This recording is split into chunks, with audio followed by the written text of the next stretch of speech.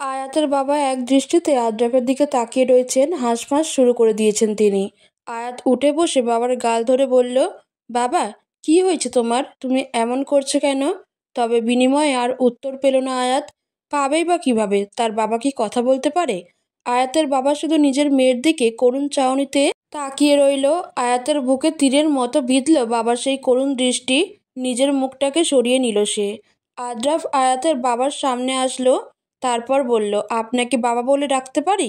ভিতরে ভিতরে অবাক হয়ে গেলেন আয়াতের বাবা। আদ্রাফ বলল, শুধু মাথা নাড়িয়ে বোঝালেই হবে? আয়াতের বাবা না করেননি, মাথা নাড়িয়ে অনুমতি দিয়েছেন আদ্রাফকে। আদ্রাফ আয়াতের বাবার সামনে হাঁটু গেড়ে বসে বলল, বাবা, আমি এটা বুঝতে পারছি আপনি জানেন আমি এইডস আক্রান্ত। আয়াত অবাক চোখে তাকায় বাবার দিকে। সে জানতে দিতে চায়নি তার বাবাকে এই বিষয়টি। আদ্রাফ বলে, বাবা, আপনার মেয়ে আমার দ্বারা কোনো ক্ষতি হবে না ইনশাআল্লাহ। আপনার মেয়েকে আমি কোনোদিন স্পর্শ করব না। কথাটা শোনা মাত্রই আয়াত মাথা নিচু করে ফেলল। আয়াতের বাবাও মাথা নিচু করে ফেলল। আদ্রাফ বলল, আমি জানি আমার আপনার মেয়েকে বিয়ে করা উচিত হয়নি, কিন্তু আপনার মেয়ের সকল স্বপ্ন পূরণ যে এইখান থেকে হতো না বাবা। আয়াতের বাবার চোখ ভিজে আসতে থাকে। আদ্রাফ আয়াতের দিকে তাকিয়ে বলে, আমি আয়াতের বন্ধু হয়ে শেষ সময়টুকু বাঁচতে চাই বাবা। আয়াতের চোখের কোণে অশ্রু জমতে থাকলো। কি কারণে তার চোখেতে জমা হচ্ছে তা জানা নেই আয়াতের। নিজের অনুভূতিগুলো আটকাতে পারছে না আয়াত। দৌড়ে বেরিয়ে গেল সে। আদ্রাফ আর আয়াতের বাবা তার যাওয়ার পানে তাকিয়ে রইল। আয়াত দৌড়ে নিজের রুমের দিকে গিয়ে নিজেকে রুমে বন্দি করে নেয়। রায়লা রান্না করার সময় এই দৃশ্য দেখতে পায়। টুম্পাকে প্রশ্ন করে, কি রে টুম্পা, এর আবার কি হলো? টুম্পা শিলনোড়া চালাতে চালাতে বলে, কি জানি খালা। রায়লা পুনরায় নিজের কাজে মনোযোগ দেয়। অপরদিকে ঘরবন্দি আয়াতের অশ্রু যেন কোনো বাঁধ মানছে না। আয়াত কেন এত কাঁদছে তা সে নিজেও বুঝতে পারছে না। আদ্রাফের কথা শুনে কি সে এত কাঁদছে? কেনই বা কাঁদছে? উত্তর খুঁজে পায় না আয়াত। কেঁদে কেঁদেই নিজেকে শান্ত করতে থাকে সে। আদ্রাফ আয়াতের রুমের বাইরে থেকে আয়াতের কান্না শুনতে পারছিল। একবার ধাক্কা দিতে যায় আদ্রাফ, দিতে যেও দেয় না। অদৃশ্য এক বাধা আঁকড়ে ধরে যেন তাকে। মন বলতে থাকে, থাকুক আয়াত, কাঁদুক নিজের মতো। তারও আদ্রাফের উপস্থিতি অনুপস্থিতি ভালোবাসা বুঝতে হবে। বুঝতে হবে তার বসন্তের বায়ুর মতো স্নিগ্ধ প্রেমকে। হঠাৎ এত চুপচাপ কেন তুমি? আয়াতকে প্রশ্ন করলো আদ্রাফ। আয়াত কিছু বলল না। আদ্রাফ প্রশ্ন করল, আমি কি ভুল কিছু করেছি আয়াত? আয়াত আদ্রাফের কথায় উত্তর না দিয়ে প্রশ্ন করল, আপনি কি সত্যিই এইডস আক্রান্ত আদ্রাফ? আদ্রাফ হাসলো, প্রশ্ন করলো, কেন? বলুন না প্লিজ। তুমি তো জানোই আমি আক্রান্ত এই রোগে। এখনো হয়তো রোগটা আমায় তীব্রতরভাবে আঁকড়ে ধরছে না। তবে জানো আয়াত, আমার মনে হয় আমার হায়াত আর কয়েক মাস। কথাটা শুনেই ফুপিয়ে কেঁদে উঠল আয়াত। আজ সে কেন আদ্রাফকে নিয়ে এত কষ্ট পাচ্ছে সে জানে না। আয়াত প্রশ্ন করল, এই রোগের কি কোনো প্রতিকার নেই? আদ্রাফ দীর্ঘশ্বাস ফেলে বলল, না। আয়াতের কান্নার বেগ বেড়ে গেল। আদ্রাফ ড্রাইভারকে গাড়িটা এক সাইডে পার্ক করতে বলল। গাড়ি থামার পর আদ্রাফ দরজা খুলে গাড়ি থেকে বেরিয়ে গেল। তারপর আয়াতের পাশের দরজা খুলে আয়াতকে বলল, বের হও গাড়ি থেকে। আয়াত প্রশ্নসূচক দৃষ্টি নিবদ্ধ করল আদ্রাফের দিকে। আদ্রাফ বলল, নামো আয়াত। নেমে গেল আয়াত গাড়ি থেকে। আদ্রাফ আয়াতের দিকে নিজের হাতটা বাড়িয়ে বলল, তোমার হাতটা ধরতে পারি? আয়াত কিছু না ভেবে নিঃশব্দে হাত রাখলো আদ্রাফের হাতের উপর। আদ্রাফ শক্ত করে আয়াতের হাত ধরল, এমনভাবে যেন হাতটা ছাড়লেই আয়াত ছুটে পালিয়ে যাবে। তারপর বলল, চলো আয়াত। আদ্রাফের উত্তর আশা না করেই আদ্রাফ আয়াতকে নিয়ে হাঁটতে থাকলো। হাঁটতে হাঁটতে তারা একটি চায়ের দোকানের সামনে এসে পৌঁছালো। আদ্রাফ আয়াতকে প্রশ্ন করলো, চা খাবে? আয়াত বলল, মন্দ হবে না বোধহয়। আদ্রাফ আয়াতকে দোকানের সামনে থাকা বেঞ্চিতে বসতে বলে দোকানদারের কাছে গিয়ে 2 কাপ দুধ চা বানাতে বলল। তারপর আবার আয়াতের পাশে এসে বসলো। প্রশ্ন করলো, আজ ক্ষণে ক্ষণে এত কাঁদছো কেন আয়াত? আয়াত চোখ মুখ কুঁচকে প্রশ্ন করলো, প্রশ্নটা কি আমায় করলেন? যাকে করেছি সে নিশ্চিত ইতিমধ্যে বুঝে গিয়েছে। উফ, আপনি সোজাভাবে কথা বলতে পারেন না? কি করব, বউটা আমার একটু বাঁকা। কি আমি বাঁকা? তুমি কি নিজেকে আমার বউ মনে করো? আয়াত কতক্ষণ চুপ করে রইল। তারপর আবার বলল, হুম। আদ্রাফ অবাক হলো, তবে প্রকাশ করল না। আয়াতকে প্রশ্ন করল, কি হুম? যেটা প্রশ্ন করলেন উত্তরটা দিতে এত সময় লাগলো কেন? নিজেকে প্রশ্ন করছিলাম। আদ্রাফ তখন আয়াতের দিকে একটু ঝুঁকে বলল, তবে মন কি শুধুই হুম উত্তর দিল? না, অনেক কিছুই উত্তর দিয়েছে। আদ্রাব সোজা হয়ে ঠিকঠাক মতো বসে অতি উৎসুক ভাব নিয়ে প্রশ্ন করল, তবে বলে বলো কি উত্তর দিয়েছে আমার বউয়ের মন? আয়াত হাসি মুখে বলল, বলবো না। আদ্রাব ভ্রু কুঁচকে প্রশ্ন করল, কেন বলবে না? আয়াত উত্তর দিল, আমার ইচ্ছে জনাব। কিছু সময় অতিবাহিত হলো, দুইজনেই সেই সময়টুকু চুপ করেছিল। আদ্রাব পুনরায় বলতে শুরু করলো, আয়াত আমাকে ভালোবাসো? আয়াত তরজলদি উত্তর দিল, জানি না। কেন? আদ্রাব, আমার আপনার প্রতি এক মায়া কাজ করা শুরু করেছে। তবে সেটা ভালোবাসা নাকি আমি জানি না। আদ্রাব বলল, আমায় ভালোবাসো না আয়াত? অবাক হলো আয়াত। আদ্রাবের কথা শুনে বলল, ভালোবাসা তো পাপ নয়, তবে আমি আপনাকে ভালোবাসবো না কেন? কারণ ভালোবাসার মানুষটা তো বেশি দিন তোমার পাশে থাকবে না, মন থেকে তো পাশে থাকবে। আদ্রাব স্তব্ধ হয়ে তাকিয়ে রইল আয়াতের দিকে। আয়াত মিষ্টি হেসে বলল, বাসায় চলুন। এটা বলে আদ্রাবের অপেক্ষা না করেই সে উঠে গেল। আদ্রাব বিল মিটিয়ে নিতে গেলে দোকানদার প্রশ্ন করলো, চা খাবেন না? না থাক। এটা বলেই আদ্রাবও চলে গেল সেখান থেকে। এবিং গাড়িতে উঠে পড়ল। দাদি কই তুমি? বাড়িতে ঢুকেই দাদিকে খুঁজতে থাকলো আয়াত। সবাই খুব অবাক হলো। আয়াত তো সহজে নিজের মুখটাই খুলতো না, এমন ভাবছিল তার যেন সব বিষণ্ণতা তার উপর ভর করেছে। তবে হঠাৎ করে কিভাবে যেন খুব প্রাণবন্ত হয়ে উঠেছে সে। হঠাৎ এত পরিবর্তন। আয়াত ডাকতেই থাকলো দাদিকে। দাদি এসে বললেন, কি রে আমার সতীন, ডাকিস কেন? আয়াত দৌড়ে এসে দাদিকে জড়িয়ে ধরলো আর বলল, তোমায় খুব মিস করছি দাদি। তাই নাকি রে? হুম। আদ্রাব তোকে বকেনি তো? আদ্রাব মাছ দিয়ে বলল, ও মা, আমি আবার বকবো কেন ওকে? দাদি বললেন, তোকে বিশ্বাস নেই। খিলখিলিয়ে হেসে উঠল আয়াত। আদ্রাব করুণ স্বরে বলল, সতীনকে পেয়ে আমায় ভুলে গেলে? তোকে আমার আবার কবে মনে ছিল রে? আদ্রাব কান্না কান্না স্বরে বলল, এই ছিল তোমার মনে? আয়াত বলল, আপনি একটা ছিচকাদুনে। পিছন থেকে একজন বলল, কিরে আদ্রাব, তুই না বললি তুই বাইরে যাবি? আদ্রাব পিছনে ঘুরে দেখলো নুয়াশ এসেছে। অপরদিকে নুয়াশের চোখ পড়ল এক রমণীর উপর। পলক আটকে গেল তার। আদ্রাব দৌড়ে নুয়াশকে কাছে গিয়ে তাকে জড়িয়ে ধরল। আদ্রাব এক সময়ের জন্য ভুলেই গেল তার সকল জড়তা। নিজের অজান্তেই তার জড়তা আবার কাটিয়ে ফেললো। জিজ্ঞেস করলো, কি রে, কেমন আছিস?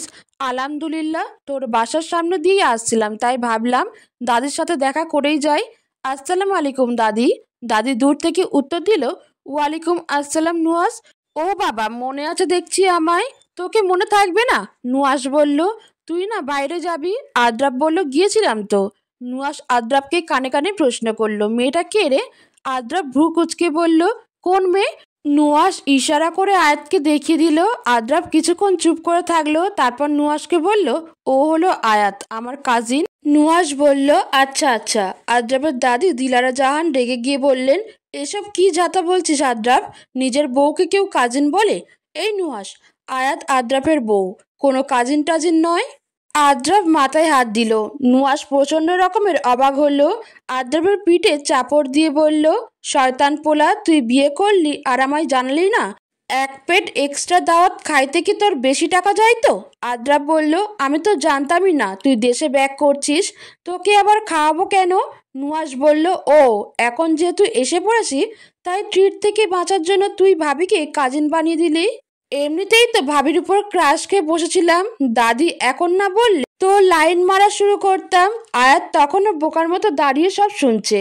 আসলে আদ্রাব একটু আগেই যা বলেছে তা আয়াতের মাথার উপর দিয়ে গেছে। সে নাকি আয়াতের কাজিন, বউকে কেউ কাজিন বলে? সেই শখ কাটিয়ে উঠতেই আয়াতের বেশ সময় লাগলো। অবশেষে শখ কাটিয়ে উঠে সে বলল, আমি উপরে যাই দাদি। এটা বলে চলে যেতে নিলে নুহাস পিছন দিয়ে বলল, কি ভাবি, আমার সাথে কথা বলবেন না নাকি আমায় পছন্দ হয়নি? আয়াত পিছনে ঘুরে নুহাসকে বলল, আপনাকে আমার পছন্দ বা অপছন্দ হওয়ার কিছু নেই ভাইয়া, আর আমি আপনার সাথে বলার মতো কিছু পাইনি দেখে বিনা বাক্যে এখান থেকে চলে যাচ্ছি। আয়াত আর কারো উত্তরের অপেক্ষা না করে চলে গেল। নুহাস আদ্রাবকে কানে কানে প্রশ্ন করল, কি রে, কি করছিস তুই ভাবির সাথে? ভাবির মুড অফ কেন? আদ্রাব বলল, আরে না, মুড অফ থাকবে কেন? ও এমনিতেও অচেনা মানুষের সাথে কম কথা বলে, পরে যখন তার সাথে ফ্রি হয়ে যায় মন খুলে কথা বলে।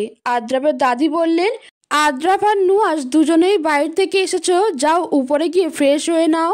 এটা বলে দাদি চলে গেলেন তার রুমে। নুহাস আদ্রাবের হাতে চাটি মেরে বলল, তোর সাথে তো আমি পরে হিসেব করছি আদ্রাব। নুয়াস এক সার্ভেন্টের সাহায্যে গেস্ট রুমে চলে গেল। আদ্রাব কতক্ষণ ঠায় দাঁড়িয়ে রইল, তারপর সেও চলে গেল ফ্রেশ হতে। নুয়াস, তোকে যা বলতে যাচ্ছি একটু মন দিয়ে শোন, শান্ত স্বরে বলল আদ্রাব। নুয়াস কফির কাপে এক চুমুক দিয়ে বলল, হ্যাঁ বল। আদ্রাব বলল, নুয়াস, আমি এইডস আক্রান্ত। নুয়াস কফিতে চুমুক দিয়ে বলল, ও আচ্ছা ঠিক আছে। আদ্রাব অবাক হয়ে প্রশ্ন করল, তুই অবাক হলি না? নুয়াস এক ধ্যানের থেকেই কফিতে আবার আরেক চুমুক দিয়ে বলল, তুই এইডস আক্রান্ত।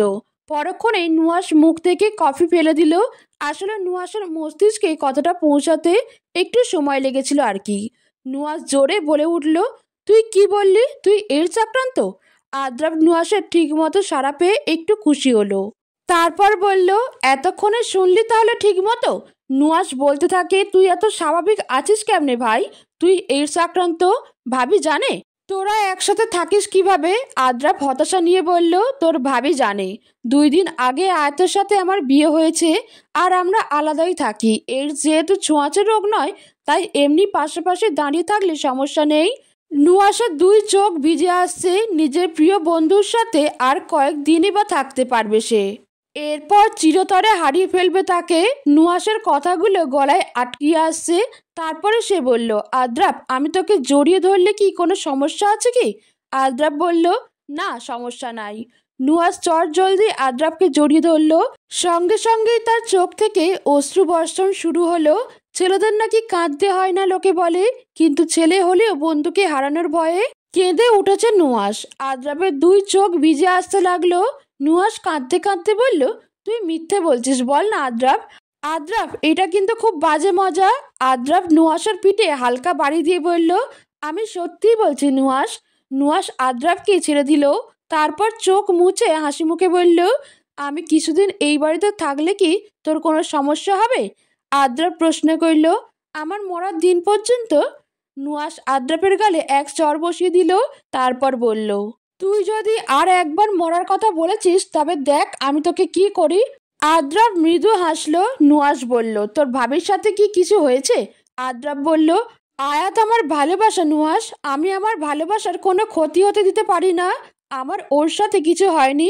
জীবনে হয়তো ভালোবাসাকে সম্পূর্ণ নিজের করে পাওয়া হলো না আমার, তবে আমার ভালোবাসাকে আমার ভালোবাসা সম্পর্কে অবগত করে তার সাথে বন্ধুত্বপূর্ণ সম্পর্ক কাটিয়ে মরতে চাই। আমি চাই আমার জীবনের শেষ সময়ের শেষ নিঃশ্বাস ফেলতে চাই আয়াত, তোর আর দাদির মুখটা দেখে রে। নুয়াস আবার আদ্রাবকে জড়িয়ে ধরল। 2 বন্ধুই অজরে অশ্রু ফেলছে। প্রিয় মানুষদের হারানোর বেদনা হয়তো এমনই কষ্টদায়ক। আপন মনে বারান্দায় দাঁড়িয়ে গান গাইছিল আয়াত। পিছনে যে আদ্রাব এসে দাঁড়িয়েছে তার খেয়াল নেই। আদ্রাব আয়াতের কানে হালকা করে ফু দিল। কেঁপে উঠল আয়াত। আদ্রাব মুচকি হাসলো। আয়াত পিছনে ফিরে আদ্রাবের দিকে রাগে চোখে তাকালো। আদ্রাব বলল, একটু আগে তো বলছিলে আমি তুফান পেলে বাঁচি, তবে আমার এই উষ্ণ ফু পেয়ে চমকে উঠলে কেন? আয়াত উত্তর দিল না, মাথা নিচু করে রইল। আদ্রাব বলল, আমি এমন বলায় কষ্ট পেলে নাকি? আয়াত মাথা নিচু রেখে প্রশ্ন করল, কেমন বলায়? আদ্রাব বলল, ওই যে নুয়াসকে বলেছিলাম তুমি আমার কাজিন। আয়াত আদ্রাবের দিকে তাকালো। নয়ন জোড়ায় এক ধরনের অভিমান ফুটে উঠল, যা আদ্রাবের বোধগম্য হলো। আদ্রাব বারান্দা থেকে বেরিয়ে গেল। পিছু পিছু আয়াতও বেরিয়ে এলো। আদ্রাব আয়াতকে সোফাতে বসতে বলল। আয়াত তার কথা মতো বসলো। আদ্রাব দাঁড়িয়েই রইল। তারপর আয়াতকে বলল, তুমি যদি বুঝতে যে কেন তোমাকে আমার বউ বলার জায়গায় কাজিন বলে পরিচয় দিলাম, তাহলে হয়তো এত অভিমান করতে না। আয়াত প্রশ্ন করলো, কেন বলেছিলেন? আদ্রাব বলল, আমি যখন দুনিয়াতে থাকবো না তখন টের পাবে আয়াত। আয়াত বলল, খালি মরার কথা কেন বলেন আপনি? আদ্রাব বলল, মরবই তো একদিন। আয়াত বললেন, ধ্যাত, বের হন তো এখান থেকে। আদ্রাব প্রশ্ন করল, আমার বাড়ি থেকে আমায় বিদায় করছো? আয়াত বলল, উফ, আমার রুম থেকে আপনার বিদায় করছি মিস্টার আদ্রাব। আদ্রাব আয়াতের সামনে এসে একটু ঝুঁকে বলল, আচ্ছা তোমার রুম? আয়াত জোর গলায় বলল, আমার রুম। তখন আদ্রাব আয়াতের মুখের সামনে আরো ঝুঁকে বলল, আচ্ছা তাহলে আপনি কার মিসেস আয়াত?